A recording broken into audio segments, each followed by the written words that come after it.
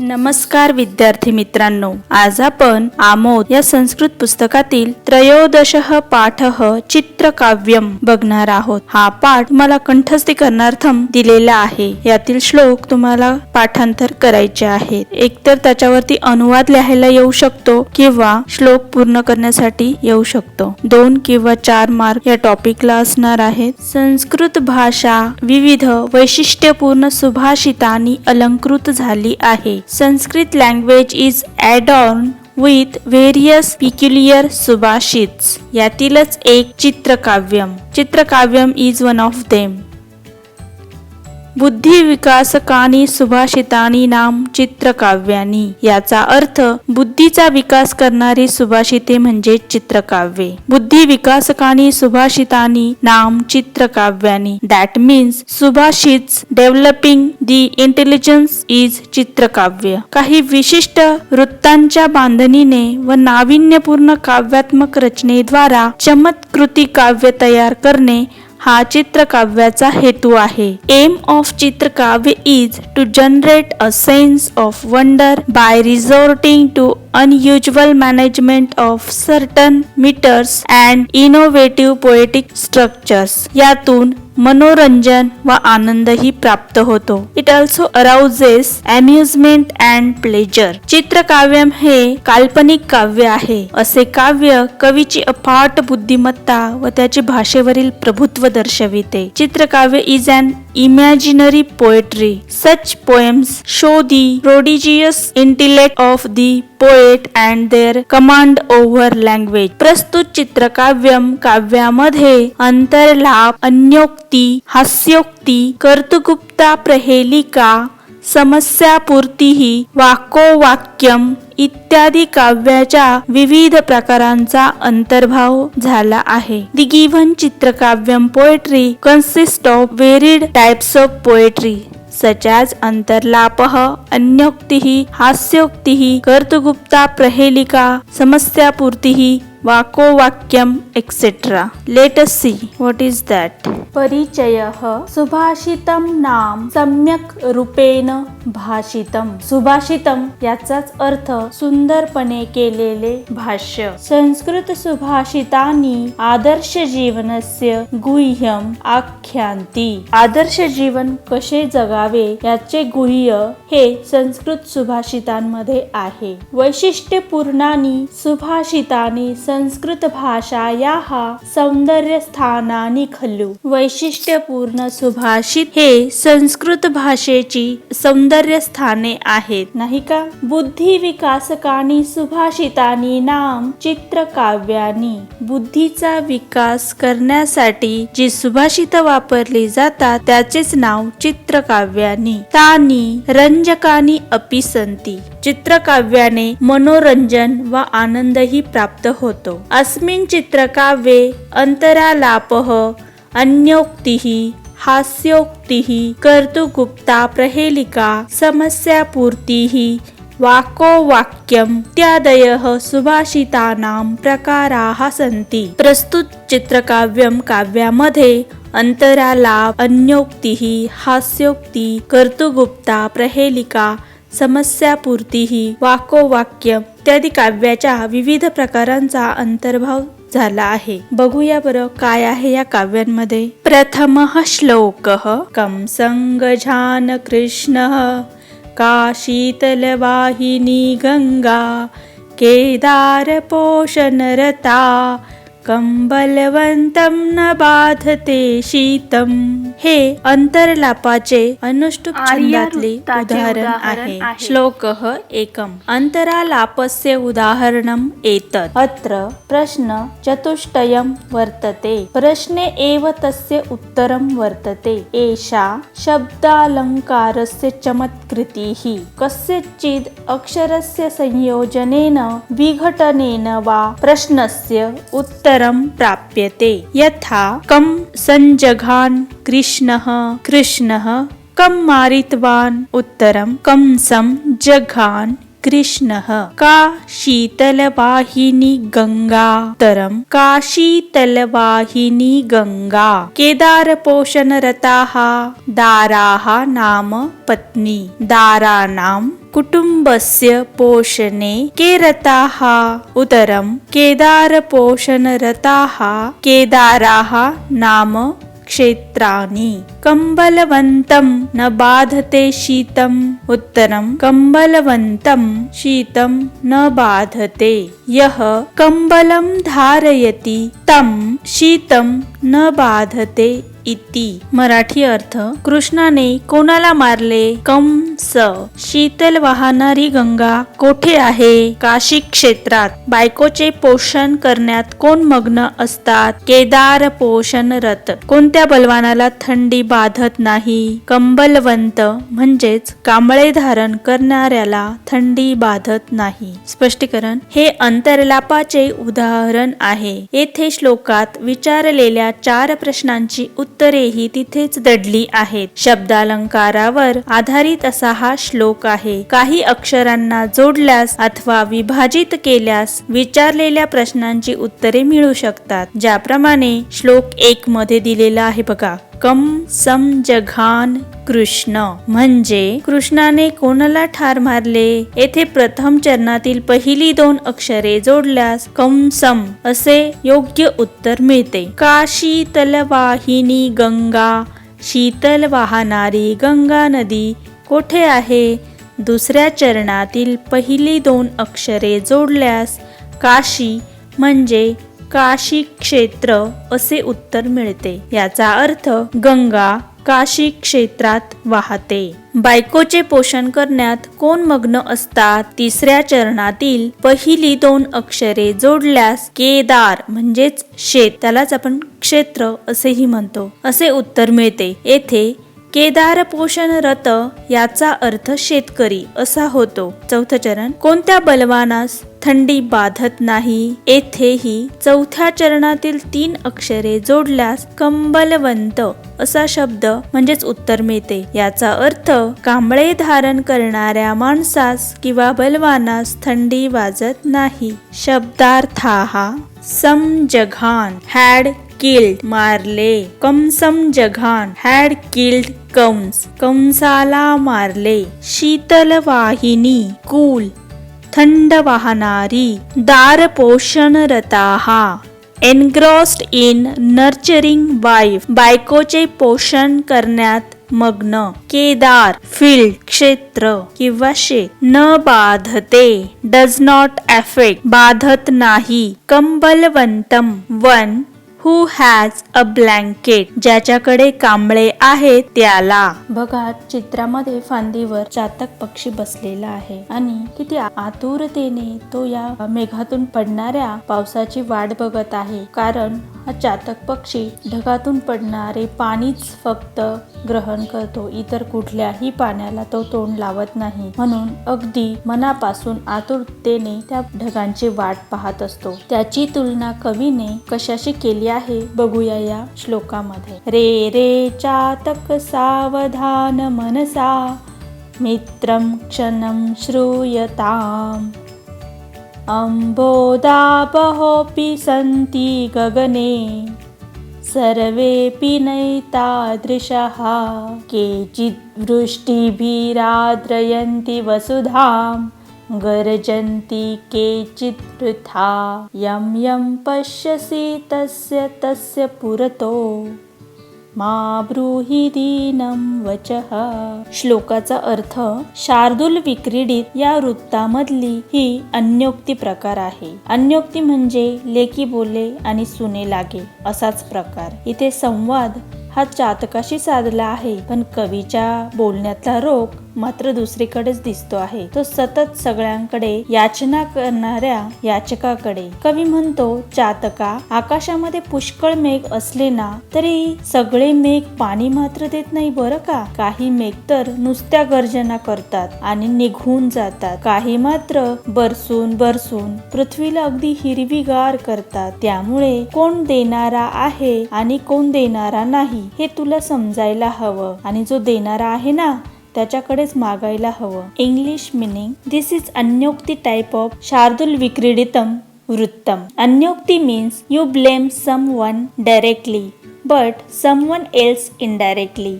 Here the dialogue is with Chatak but the poet is indirectly aiming at the people who always seek help from others. The poet says to Chatak, all clouds in the sky do not pour the rain. Few clouds only roars and leave, but few rains heavily and give water to Mother Earth and make her green. So you must know who is donor and who is not, and one must ask to the right donor. संधि विग्रहः वृष्टिभिरार्द्रयन्ति वृष्टिभिः धन आर्द्रयति. श्लोक 2. अन्योक्ति काव्य प्रकारस्य उदाहरणम् एतत्. चातकः पक्षी नवजलबिन्दून् एव पिबति, अतः मेघ एव तस्य आश्रयः.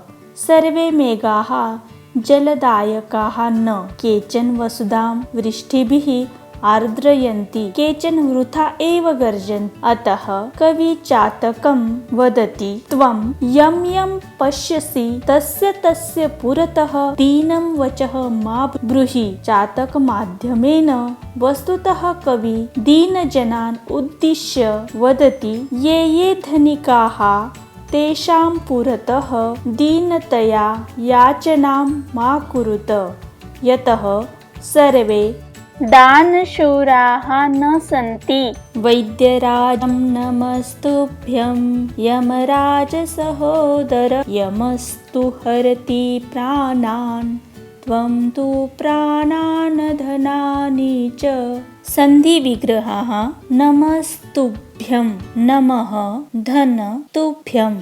यमस्तु यमः धन तु. शब्दार्थाः यमराज सहोदर, O the real brother of Yamraj, यमराजाचा हे सख्या भावा. वैद्यराज, ओ ग्रेट डॉक्टर वैद्यराज. श्लोक 3. हे यमराज सहोदर वैद्यराज, तुभ्यं नमः. यमः तु प्राणान् हरति, किन्तु त्वं तु प्राणान् धनानि च सर्वं हरसि. एतेन श्लोकेन कविः धनलुब्धान् अपरिपक्ववैद्यान् निंदति, हास्यञ्च जनयति. बघूया काय आहे हास्योक्तीमध्ये. बघा चित्रामध्ये तुम्हाला इथे डॉक्टर दिसतायत. एक व्यक्ती डॉक्टरला प्रार्थना करताना दिसतो आहे. इकडे यमराज चित्रात दाखवलेला आहे. मराठी अर्थ, हे वैद्य राजा, अरे तू तर यमाचाच सख्खा भाऊ रे. यमराजाच्या सख्ख्या भावा तुला नमस्कार असो. यम हा तर केवळ प्राणच हरण करतो माणसाचे, पण तू प्राण व धनही हरण करतो. हा श्लोक हास्योक्तीचे उदाहरण असून ते अपरिपक्व आणि लोभी वैद्याची निंदा या श्लोकातून विनोदी पद्धतीने केली आहे. English meaning, O great doctor, salutation to you as well as a real brother of Yamraj. While Yamraj takes away only the life of people, but you feed both life as well as well. This is an example of satire about an incompetent and a greedy doctor in a humorous way. श्लोकः 4. राक्षसेभ्य सुतां हृत्वा जनकस्य पुरीं ययौ, अत्र कर्तुपदं गुप्तं यो जानाति स पंडितः. चित्रामध्ये काही राक्षस दाखवलेले आहेत. जनक राजाची पुरी ही देखील चित्रात दाखवलेली आहे. अर्थ, या श्लोकात कर्ता दिसत नाही. अनुष्टुप छंदातील प्रहेलिका हा भाग आहे. श्लोक 4. चित्रकाव्यस्य अपरः प्रकारोऽयम् सरलार्थः वर्तते. कश्चन जनः राक्षसेभ्यः सुतां हृत्वा जनकस्य पुरीं गतः. अपरः अर्थः, कश्चन जनः राक्षसेभ्यः जनकस्य सुतां हृत्वा पुरीं गतः. अत्र कर्तुपदं गुप्तं तद् अन्वेष्टव्यम्. रामायणे ईदृशः कोऽपि उल्लेखः नास्ति. न कोऽपि राक्षसेभ्यः सुतां हत्वा जनकपुरीं पितृपुरीं गतः, न वा जनकसुतां राक्षसेभ्यः हृत्वा स्वपुरीं गतः अतः उत्तरस्य अवगमनं न भवति। उत्तरस्य अवबोधाय राक्षसेभ्यः इति पंचमी विभक्तेः बहुवचनम् इति न ग्रहीतव्यम्। प्रत्युत राक्षसानाम् इभ्यः राक्षसेभ्यः इति षष्ठी तत्पुरुष समासः ग्रहणीयः। तेन उत्तरं प्राप्यते।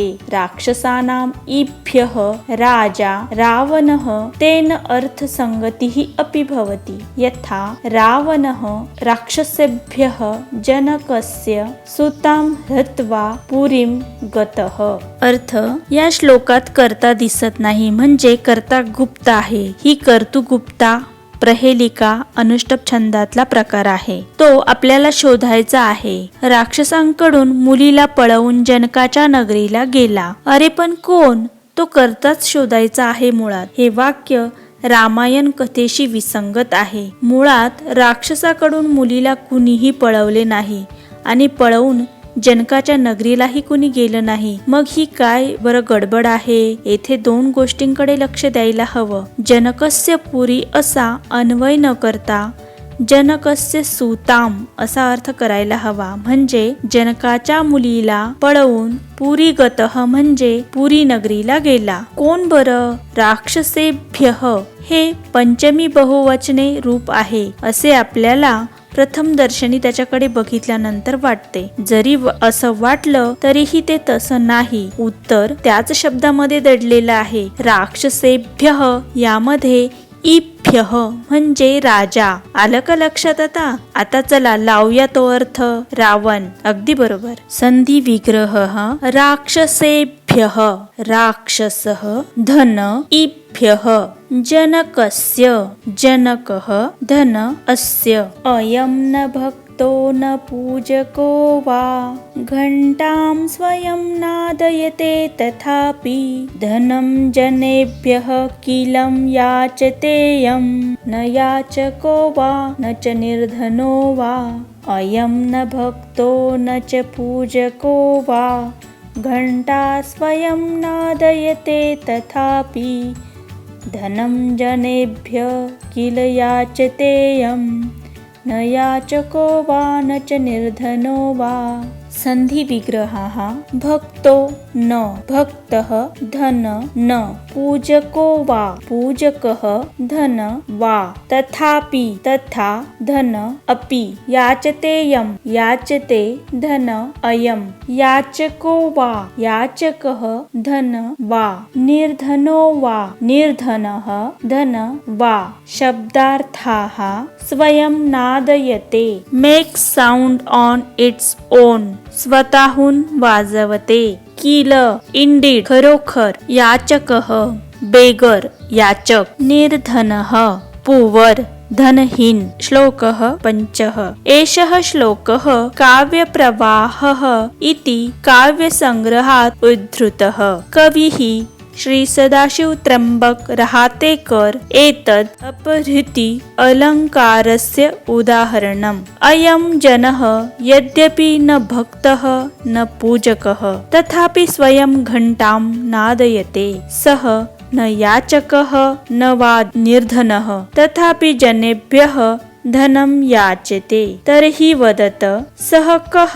अस्य उत्तरं वर्तते कः हवानयाकलो विपरीतक्रमेण पठत् सः लोकयानवाहकः वृत्तम इंद्र वज्रा। समस्यापूर्तीः चे हे उदाहरण आहे। श्लोकः षष्ठः रामाभिषेके जलम अहरन्त्या हस्तात् श्रुतो हेमघटो युवत्याः सोपानमार्गेण करोति शब्दं ठं ठं ठठं ठं ठठठं ठं ठठं ठः।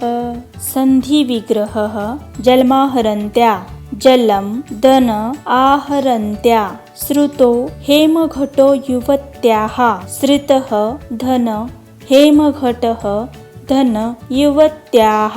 रामाभिषेके at the time of Ram's coronation रामाच्या अभिषेकासमयी आहरंत्या टेकिंग घेऊन जाणाऱ्या श्रुतः escaped स्किप निसटलेला, हेमघटः गोल्डन पॉट सोन्याचा घडा, युवत्याः फ्रॉम अ यंग लेडी तरुणीकडून, सोपान मार्गेन फ्रॉम स्टेअर्स जिन्यावरून. श्लोकः षष्ठ. समस्यापूर्तेः उदाहरणम् एतत्. ठं ठं ठठं ठं ठठठं ठठं ठः इति वर्तते समस्या. रामस्य राज्याभिषेक समये काचित् युवती सुवर्णघटेन जलानयने मग्ना आसीत्. सोपानमार्गेन गमनसमये तस्याः हस्तात् सुवर्णघटः पतितः. तदा यः ध्वनिः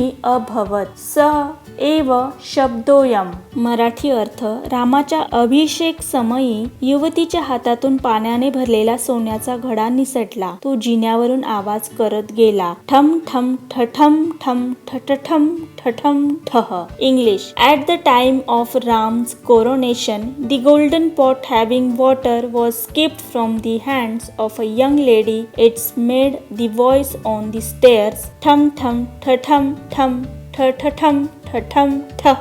या श्लोकाशी निगडीत असलेली एक सुंदर कथा सांगितली जाते. एकदा राजा भोजाने समोर बसलेल्या विद्वद सभेला एक समस्यापूर्तीही दिली. समस्यापूर्ती म्हणजे श्लोकाची शेवटची ओळ आणि ती ओळ ध्यानामध्ये ठेवून पहिले 3 चरण रचावे अशी अपेक्षा. राजा भोजाने जी चौथी ओळ दिली ती होती ठम ठम ठठम ठ ठम ठ ठ ठम ठठम ठ. अशी निरर्थक ओळ राजाने दिली खरी, आणि या आधीचे चरण विद्वानांनी रचावे असे सांगितले. पुष्कळ विद्वान होते सभेमध्ये, पण असं म्हणतात की त्यातल्या कुणालाही ते जमले नाही. आणि मग रात्री राजाला हा श्लोक लिहिलेला मिळाला. असं म्हणतात की हा श्लोक कालिदासाने लिहिला होता. रामाच्या राज्याभिषेकाच्या वेळेला एक युवती सोन्याचा घडा घेऊन निघाली होती. काय झालं कुणास ठाऊक, तिच्या हातातून तो सोन्याचा घडा निसटला आणि सोपान मार्गावरून म्हणजे पायऱ्यांनी गडगडत खाली आला. तेव्हा त्याचा आवाज अशा प्रकारे झाला. ठम ठम ठठम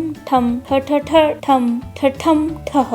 या श्लोकातल्या सर्वात महत्वाचा शब्द कोणता असेल तर तो म्हणजे हेमघट. जर हेम हा शब्द वापरला नसता तर या श्लोकातील गंमतच संपली असती. कारण घट म्हटलं की आपल्या डोळ्यासमोर येतो तो मातीचा घडा. अहो, पण अभिषेक रामाचा होणार आहे, त्यामुळे मातीचा घडा कसा असेल? आणि म्हणून सुंदरीच्या हातामध्ये सोन्याचा घडा होता. घडा धातूचा असल्यामुळे पडताना त्याचा आवाज झाला तो अगदी लयीत. बघा, चित्रामध्ये 2 देवी दिसत आहे. एक देवी आहे पार्वती आणि दुसरी आहे लक्ष्मी. दोघींमध्ये काय संवाद चाललेला आहे बघूया जरा. भिक्षुः क्वास्ति बलेर्मखे पशुपतिः किं नास्तस्य गोकुले मुग्धे पन्नगभूषणः सखी सदा शेते च तस्योपरि आरे मुञ्च विषादमाशु कमलेनाहं प्रकृत्याचला चेथं वै गिरिजा समुद्रसुतयोः संभाषणं पातु वः. वृत्तम शार्दूल विक्रीडितम च्या अंतर्गत वाको वाक्यमचं हे उदाहरण आहे. संधी विग्रहाः क्वास्ति क्व धन अस्ति नास्तस्यौ न धन अस्ति धन असौ तस्योपरि तस्य धन उपरि विषादमाशु विषादम आशु नाहं न धन अहं चेथं च धन इत्थम. श्लोकः सप्तम. लक्ष्मी पार्वत्योः संवादोऽयम्. अत्र लक्ष्मीः पार्वतीं शिवस्य उपस्थितिविषये प्रश्नान् पृच्छति. तत्कृते सा ईदृशानि विशेषणानि योजयति येन शिवस्य अधनत्वं सूचितं भवति. लक्ष्म्याः एतं भावं ज्ञात्वा चतुरा पार्वती अपि सर्वाणि विशेषणानि सुबुद्ध्या नारायणं प्रति परिवर्तयति. तयोः संवादः. लक्ष्मीः भिक्षुः शिवः कुत्र अस्ति? पार्वती बलेः मखे वामनरूपेण गतः खलु? लक्ष्मीः पशुपतिः कुत्र अस्ति? पार्वती किम् असौ गोकुले नास्ति? लक्ष्मीः मुग्धे पन्नगभूषणः कुत्र अस्ति? पार्वती सखी सदा तस्य शेषस्य उपरि च शेते. लक्ष्मीः आर्ये विषादं दुःखं विषम् अत्ति सह विषादः शिवः तं मुञ्च. पार्वती कमले अहं त्वसदृशी प्रकृत्या न चला तयोः ईदृशः संवादः वह युष्मान् पातु रक्षतु. देवी तुमचं रक्षण करो. मराठी अर्थ हे आहे वाक्यांचं उदाहरण. म्हणजे श्लोकामध्येच दोन व्यक्ती एकमेकांमध्ये संवाद साधत असतात. या श्लोकात कोणाचा बरं संवाद चाललाय तर गिरिजा आणि समुद्रसुता. म्हणजे गिरिजा म्हणजे पार्वती जी पर्वताची मुलगी आहे आणि समुद्रसुता म्हणजे समुद्राची मुलगी आहे ती म्हणजे लक्ष्मी. लक्ष्मी ही स्वतः धनाची देवता आणि तिचा पती साक्षात श्रीहरी म्हणजे ज्याचा अतिशय जळजळणारा पितांबर आहे असा तो. आणि समोर उभी पार्वती आणि तिचा पती म्हणजे भगवान शंकर. म्हणजेच शंकर म्हणजे वल्कले नेसणारा, अंगाला भस्म लावणारा असा अधन असा शंकर. म्हणूनच या अधनत्वावर टोमणे मारते आहे लक्ष्मी आणि तिला अतिशय सुंदर प्रत्युत्तर देते आहे ती पार्वती. या दोघी देवता झाल्या तरी शेवटी स्त्रिया, त्यामुळे हा संवाद अगदी स्वाभाविक आहे. बघूया दोघींमध्ये काय संवाद चाललाय तो. लक्ष्मी पार्वतीला विचारते, भिक्षुः क्वास्ति बलेर्मखे पशुपतीही किं नास्तस्य गोकुले. काय ग पार्वती, तो भिक्षू गेलाय कुठे? पार्वती म्हणते, लक्ष्मी विचारते, काय ग पार्वती, तो भिक्षू गेला कुठे? पार्वती म्हणते, अगं बळीराजाच्या यज्ञात नाही का गेला वामन अवतार घेऊन? लक्ष्मी परत विचारते पार्वतीला, अगं बाई मी पशुपती बद्दल बोलते. पार्वती म्हणते, मग गोकुळात जाऊन शोध, असेल गायींच्या मागे फिरत. लक्ष्मी पुन्हा पार्वतीला विचारते, अगं साप हाच ज्याचा दागिना आहे ना त्याच्याबद्दल. पार्वती म्हणते, अगं सखी तुझा पती विष्णू नेहमी शेषाच्याच तर शय्येवर झोपलेला असतो. लक्ष्मी म्हणते, बाई ग हा विषाद असा सोडून दे बरं. विषाद म्हणजे दुःख व दुसरा अर्थ म्हणजे विष खाणारा किंवा विष सेवन करणारा म्हणजेच शंकर. तेव्हा त्या शंकराला तू आता सोडून दे बरं. पार्वती म्हणते, लक्ष्मी देवी तुमच्यासारखा माझा स्वभाव चंचल नाही बरं का. असा एकमेकांशी संवाद साधणाऱ्या लक्ष्मी आणि पार्वती अशा या देवता. शब्दार्थाः भिक्षुः शिव शंकर, पशुपतीः लॉर्ड ऑफ ऑल ॲनिमल्स, पन्नगभूषणः सापांचे भूषण असणारा वासुकी, पातु रक्षतु to save, वह you. English meaning, this is an example of Vako Vakyam where two people are conversing to each other. In this shloka, Parvati, a daughter of Parvat, and Lakshmi, a daughter of Samudra. Lakshmi, the goddess of wealth, and her husband whose pitambar is very bright, and other side the husband of Parvati who is wealthless and wearing a valkalad, the leather of tiger, and smear bhasm on his whole body. That's why criticizing his wealthlessness, and Parvati is answering her back politely and smartly. Even though both are goddess, but still they are women. So this conversation is very obvious. Lakshmi said to Parvati, where is your beggar husband? Parvati, he has gone to Bali Raja's yajna in Vaman avatar. Lakshmi, I am talking about Pashupati and not about Lord Vishnu. Parvati, then go and search him Gokul. He might be roaming around the cows there. Lakshmi, I am talking about the person for whom snake is an ornament for him, and I am not talking about Lord Krishna. Parvati says to Lakshmi, O Lakshmi, your husband is often used to sleep on the bed made of snake only. Lakshmi says to Parvati, let us skip this topic and also leave to your horrible poison loving husband. Parvati said to Lakshmi, hey goddess Lakshmi, my mind is not unstable like yours.